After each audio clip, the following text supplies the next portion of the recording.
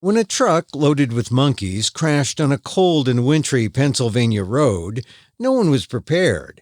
Not the CDC, the Centers for Disease Control, not the police, not the public. Yet another reason why animal experimentation must end. The toxic danger of monkey transport. Next on the PETA Podcast.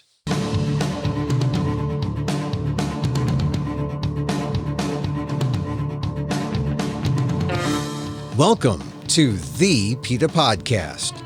I'm Emil Guillermo, your host for this inside look at animal rights. Brought to you by PETA, the largest animal rights organization in the world.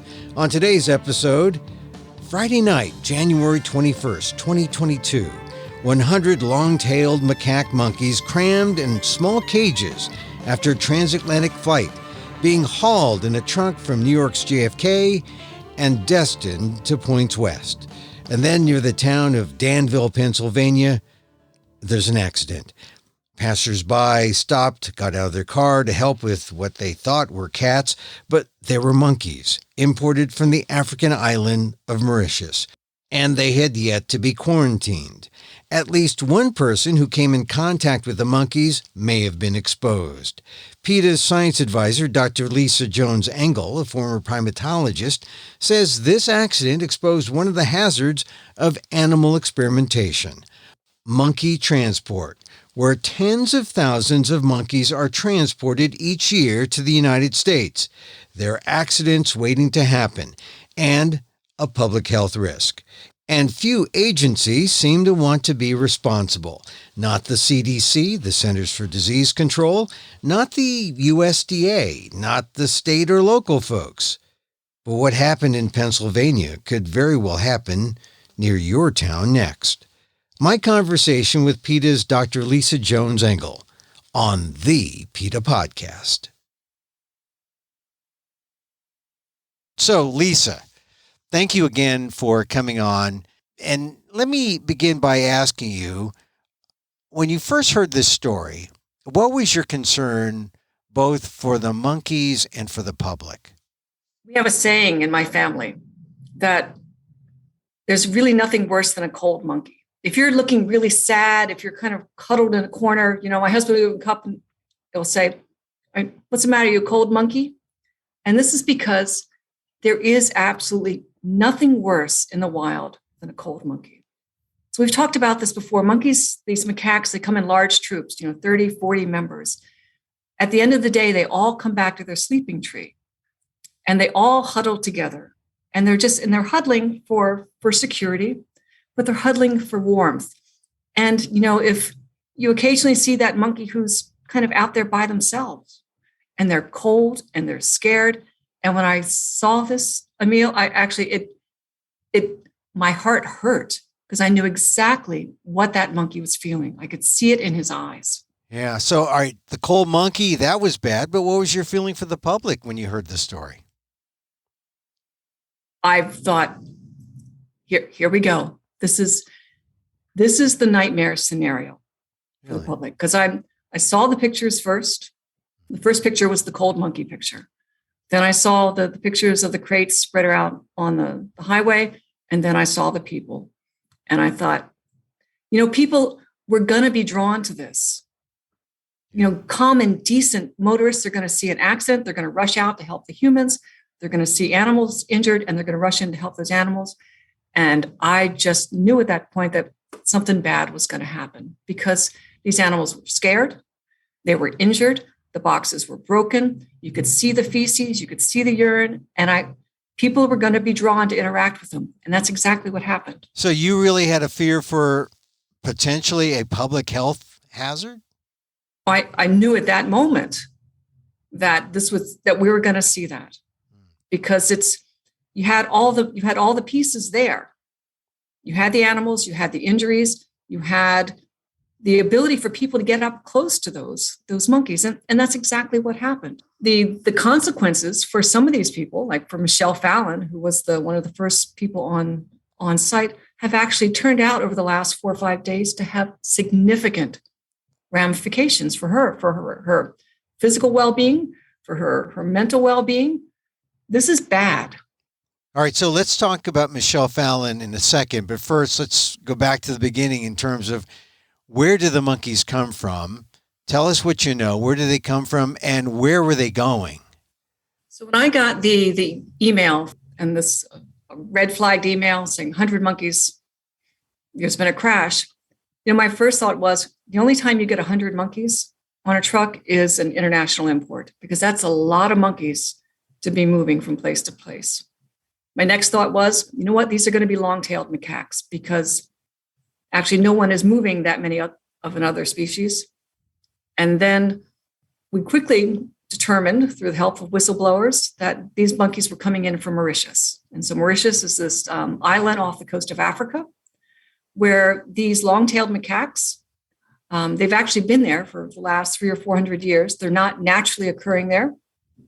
Some sailors dropped them off, probably some Portuguese sailors, 3 to 4 centuries ago. And the monkeys have continued to reproduce on that island, minding their own business, doing happy monkey things, being nice, warm monkeys, until the biomedical industry realized, these monkeys are ripe for the plucking. Why is Mauritius essentially like the monkey farm for the biomedical community? Because in 1988, a monkey importer published a paper saying that these Mauritius monkeys, these long-tailed macaques, are free of herpes B, they're free of simian retrovirus 1 and 2, and they're free of measles. And so he made the claim like, hey, here is this perfect, squeaky clean population of monkeys. You don't have to worry about herpes B because everyone's always afraid of herpes B. If you buy my monkeys and bring them into your laboratories, you have less risk to your laboratory staff. It's been interesting, though, the past couple, 3 or 4 days, I've kind of delved deeply into the Mauritius monkey literature.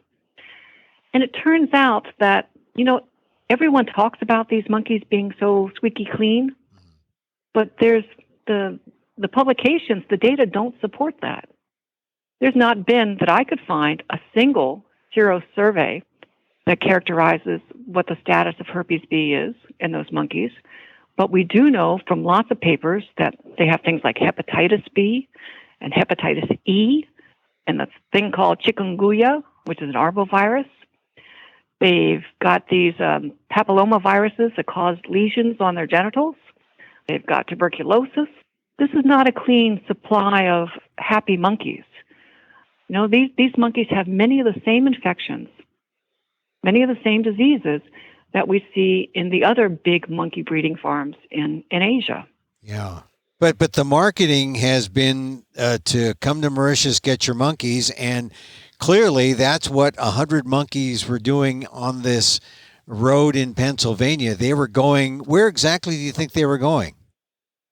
That is the $100,000, $800,000 question.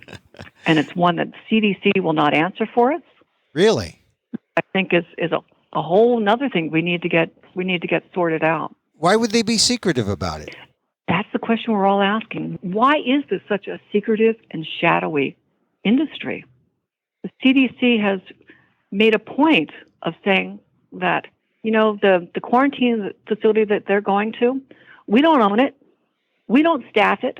We just approve it. You mentioned CDC, the Centers of Disease Control. They were behind. It's a government thing here? Yes.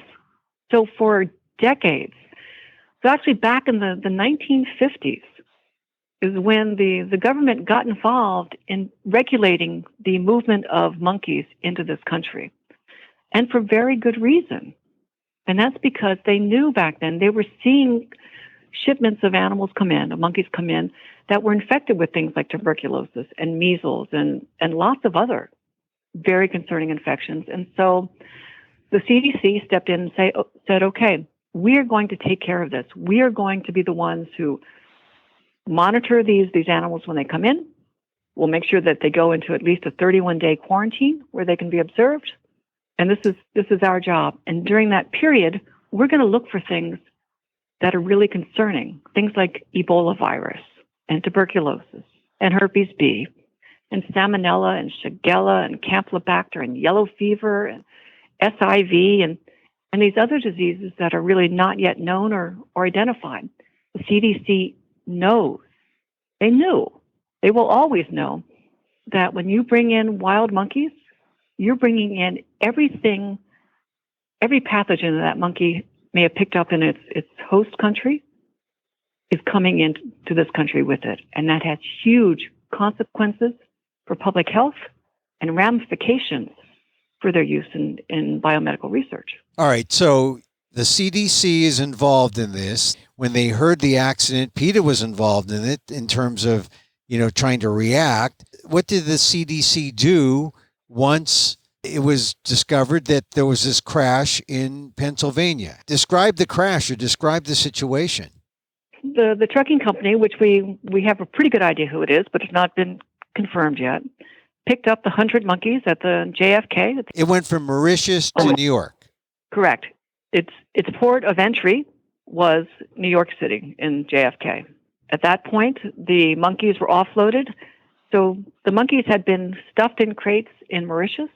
These crates, you look at them on the TV, they look to be about 3 feet wide, maybe a little bit more, 3.5 feet wide, about 2.5 feet tall, maybe 2 feet deep. 3 monkeys per crate. And these are not little monkeys. So these monkeys are squished into these crates. They've been in there. They've traveled across the Atlantic Ocean.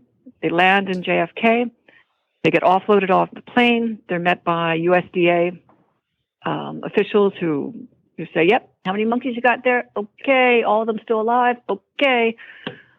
They then hand them over to the trucking agency, whose then responsibility is to take the animals to a CDC-approved quarantine facility.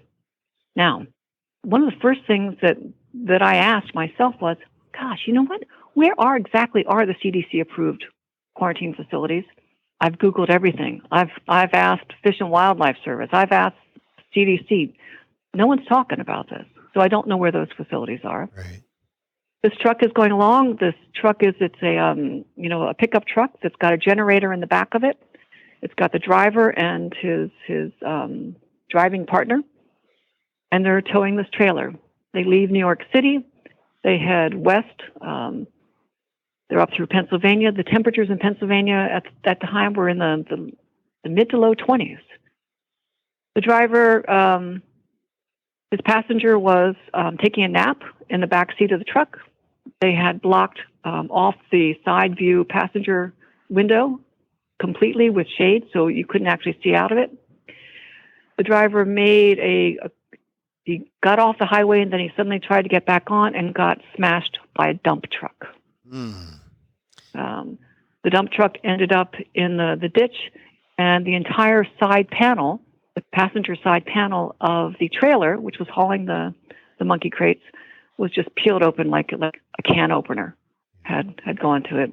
The monkey crates were just spilled onto the highway. The eyewitnesses have described, getting up into the trailer itself.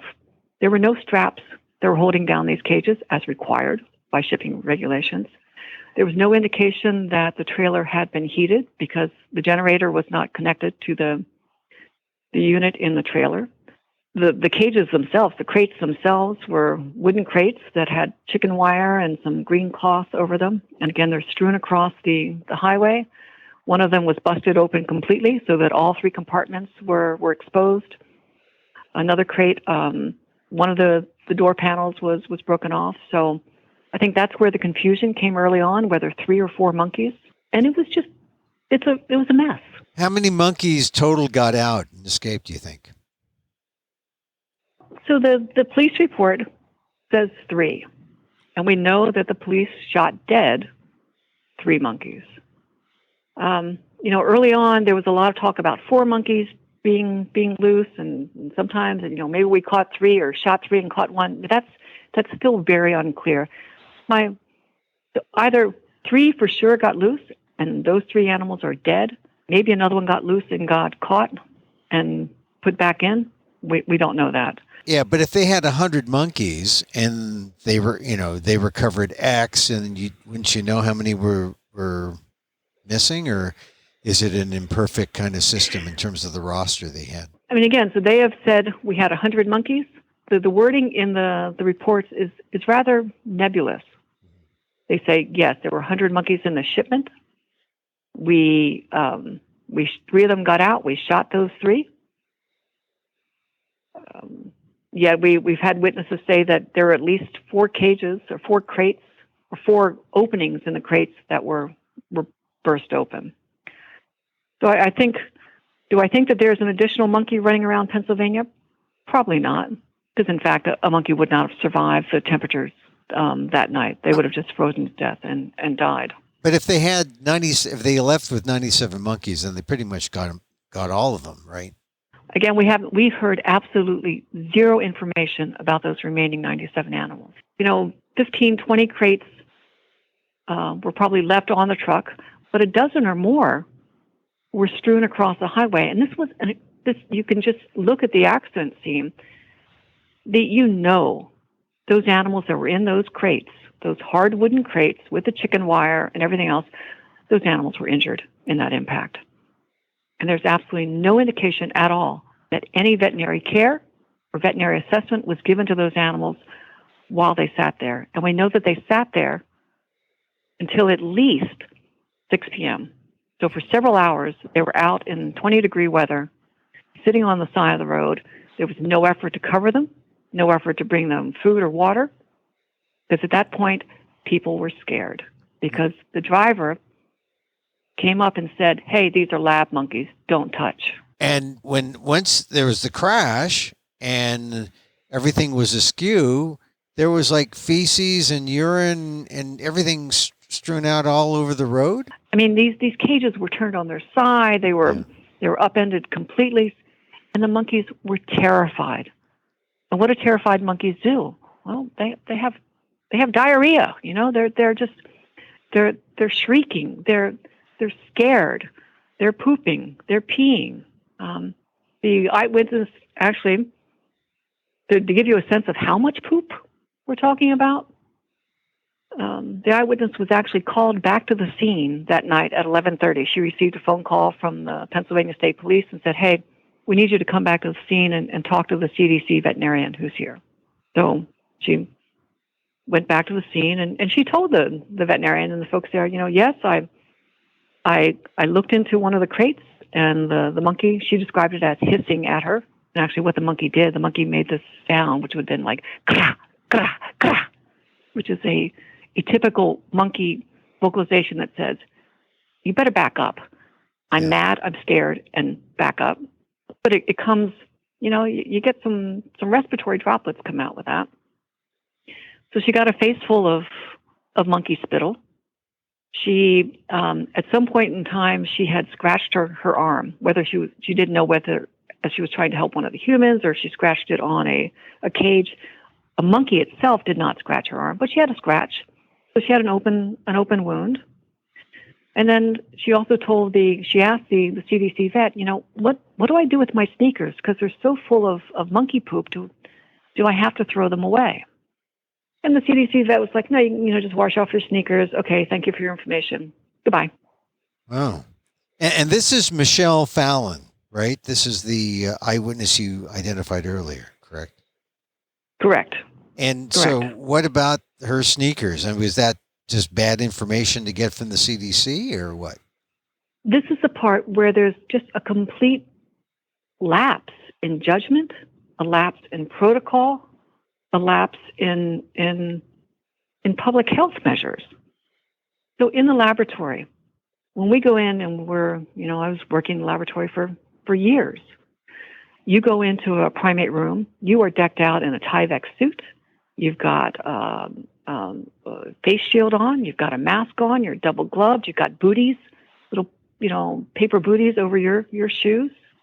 If, as happens certainly in the laboratory, you get an exposure. Your mask slips or your eye shield pops off, and you get a face full of monkey poop or monkey pee, or you're reaching in to do something in the cage and you get bitten or scratched. There are absolute immediate protocols that go into place that are associated with, cleansing the wound, doing immediate eye washing. There are herpes B kits that are in every single room. You head straight down to the ER. The doctors are prepped. They know that you're coming from a primate exposure, and there are a rigorous protocol that's followed. The CDC knows this. The CDC made these recommendations. They're the ones who actually designed these recommendations to be used in the primate laboratories. We're so nonchalant, it seems. Yeah, and this is purely speculation. Is that everyone was so freaked out that long-tailed macaques who had never been quarantined and who had just arrived in the country were on the loose in Danville, Pennsylvania, that all they could think about was trying to get a hold of those animals and to put as tight a lid on this as possible. Because that's the other thing that the whistleblower, Michelle, had said to us, that the driver of the truck he was in a full-blown panic. He was like, get those cameras away. I just need to get the stuff. I just need to get these monkeys to where I'm going. He really didn't want any of this getting out because he knew how bad this was going to be. This was a public relations nightmare. I don't think he had a clue of a public health nightmare, but he saw it for what it was, a public relations disaster. And so if the monkeys were in a laboratory and something like this happened, there would be a complete shutdown, right? There'd be a complete, a far more serious thing would go on if it happened in a lab. Well, if the monkeys got out of their cages, oh yes, that's a very big deal in the laboratory. That's the primate laboratories get repeatedly cited by the USDA for violations of the Animal Welfare Act because being able to safely contain your primate is a requirement of the Animal Welfare Act. And the laboratories, we've seen the the Southwest National Primate Research Center, they've had baboons running loose, Tulane loses monkeys, New Iberia loses monkeys. At the Washington Primate Center, monkeys get out of the cage in the building within their own rooms regularly. It's a big deal. Scratches and splashes and bites, those also certainly happen within the laboratories. Yeah, and so when you hear that people are getting out of their cars and trying to help the monkeys, how dangerous is the situation for those people? And specifically the eyewitness, Michelle Fallon now, who you said she had a little monkey spittle in her eye. I'm not surprised that people got out of their cars to help. And I think that, the driver, so the passenger was actually injured in the accident. So the driver was attending to his passenger, but the motorist got out, and it wasn't just Michelle Fallon. There was another couple that was there who've actually not come forward, I think. There were journalists there. There were photographers there. There were a lot of people on site, and there was no effort by the driver to basically immediately secure that scene, which is what he should have done. He should have been like, nope, you must stay away. These are laboratory monkeys. We know that they present a potential public health risk. That didn't happen. When the Pennsylvania police got there, I think they were much more proactive in securing the scene. But by then, you had the exposures. And, so that day, the next day, Michelle Fallon woke up and her eye started getting red and it started getting weepy. And when she told me this, and I'm thinking, that's scary. That's scary because there are a handful of viruses that macaques carry that can cause some real significant illnesses in people. Like what? Well, the first one would be herpes B. Herpes B, it goes by many names. Herpes B, B virus, Macacine herpes virus 1. This is we first learned about this virus back in the 1920s when in a laboratory, a scientist was there and he stuck himself with with a needle or a broken glass tip. He died shortly after of this thing called an ascending encephalitis. He got an infection. He got this B virus infection from this herpes virus infection from this monkey. and he died. And then over the next,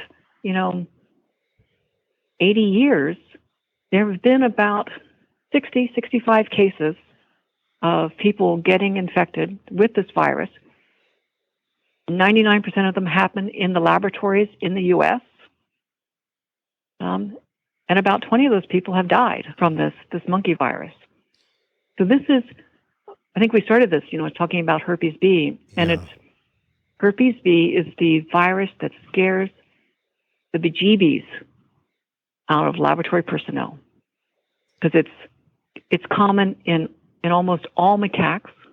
One day we'll have a whole talk about herpes B. But the point is that this is the virus that the laboratories work really hard to protect their staff and their researchers from. Well, Lisa, what should happen now? I mean, I guess the police have to cite the company that owned the trucks or the lab. And I guess, does the CDC have some culpability here? Who is going to be ultimately responsible for what happened here? This accident has literally peeled back the covering of this whole dangerous and ugly business. This business that is ripe with disease, and it's ripe with violence against the monkeys. I mean, these monkeys experienced a horrific crash, but trust me, their lives before they got on that plane in Mauritius were equally tragic. Yeah. And once they get in this country, they're only going to last for about 6 months. And all of this is part of this biomedical complex that the taxpayers are paying for. These monkeys might have been brought over by private importers and might be destined for big pharma. But the CDC is the federal body that is responsible for ensuring the safety, the public health safety, and making sure that these animals do not represent a threat. And it's clear what we've seen with this instance, and what we're seeing as we dig deeper and deeper into the movement of monkeys all around this country, that no one is following these monkeys from point A to point B. And every authority, whether it's departments of health, who say, they're monkeys, they're not humans, we don't care about their infections. Or departments of ag who say, they're not like animals that we know, they're not domestic animals, we can't do anything with them. Or the CDC who says, 31 days, I'm done. It's your problem now. Or the USDA who's just like, I don't know. No one's watching this. And that means that these monkeys who are arriving in this country with infections, who then leave quarantine, often still infected, who go to their next stop and pick up another infection, and they're getting increasingly stressed, and they're shedding more virus. Every step along the way, these animals are a risk to the people who are handling them. And generally, those people are trained professionals. But let me tell you, last week it was Danville where this accident happened. Next week or next month, it's going to be another community, because there are hundreds of shipments of monkeys that come into this country annually. And then there are thousands of trucks moving around this country every year loaded with monkeys. And it's an accident waiting to happen. This one happened in Danville. The entire world got to see it. And now PETA is going to make sure that the people who are responsible for failing to protect the animals, for failing to protect the public health, we're going to hold them responsible for that. How do we prevent something like this from happening again? I've spoken to, a dozen reporters over this past week. Not a one of them has understood, had any idea about the scope of this monkey business, about why these monkeys are used in biomedical research, about the infectious disease that they carry. And they certainly were not aware of what we've been talking about for a while, which is that using these monkeys in biomedical research it's a dead end. Hundreds of thousands of dead monkeys, billions of dollars, no HIV vaccines, no malaria vaccines, no TB vaccines. Monkeys don't get us any closer to improved human health. And this is what, when we're writing to Dr. Fauci and saying, hey, 40 years, you've been having monkeys pour into this country. You've been grinding through those monkeys, grinding them up, spitting them out in these laboratories. And you still haven't been able to deliver HIV vaccines. It's time to do something else. It is way past time. And the monkey business has hit its expiration point. And we need for people to hear this, to see this, to know this. And as horrific and as deadly as this accident was for those monkeys, how traumatic it was for Michelle Fallon, who is dealing with an unknown. She has no idea what she may or may not have been infected with, and the CDC is leaving her flapping in the wind. It's time to stop it. We've got to turn off this tap, this monkey tap that's just flowing in here. I mean, how often do these shipments come in? So in 2020, 26,000 macaques came into the U.S. in 115 shipments. 26,000 in 2020. 4 of them were dead on arrival. 4 monkeys were dead on arrival. 75 of those monkeys died during quarantine. The previous year, 162 shipments came in, 33,000 monkeys. So in 2020, even though there were fewer shipments and fewer monkeys, we still saw more monkeys dying in quarantine than we did in 2019. And in actually the first 4 months in 2021, which is the most recent data that we have from the CDC themselves, they're showing that there's been an increase in the number of animal shipments coming into this country. So if let's just average 2019 and 2021, or 2019 and 2020, you can expect about 130 shipments a year. So 10 shipments a month coming into this country. That's 2.5 shipments a day. That's a lot of monkeys. That's a lot of sick, scared, tired monkeys coming into this country. And it took an accident in Danville, Pennsylvania to expose all this, and maybe it is enough to end it.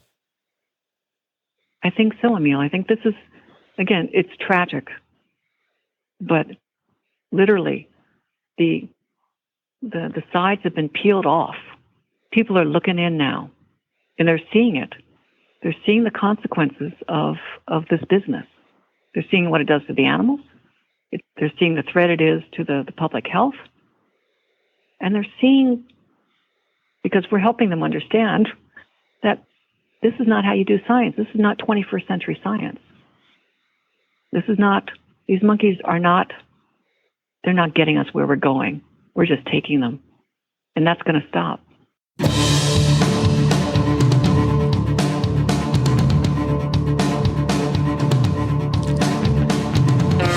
Dr. Lisa Jones-Engel, PETA Science Advisor and a former primatologist, on the hazards of animal transport for the biomedical industry. There's only one way to stop it. That's by stopping animal experimentation. PETA is calling on the U.S. Department of Health and Human Services to close monkey facilities and transfer the monkeys held to reputable sanctuaries. Go to PETA.org for more.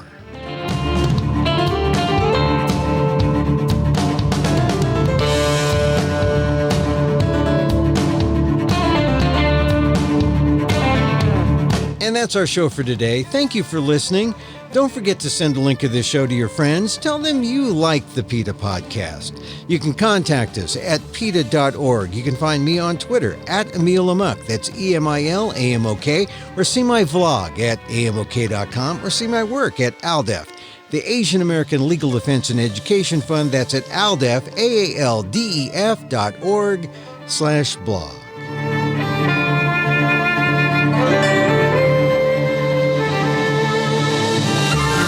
Once again, thank you for listening. Check out all our episodes on your favorite podcast app or on Apple Podcasts, where you can subscribe to as well as rate and review the show. It helps get the word out about the issues you care about. Our music is provided by Carbon Works. Check them out on YouTube. And join us again next time for more insight into animal rights and the fight for a cruelty-free world on the PETA Podcast. I'm Emil Guillermo.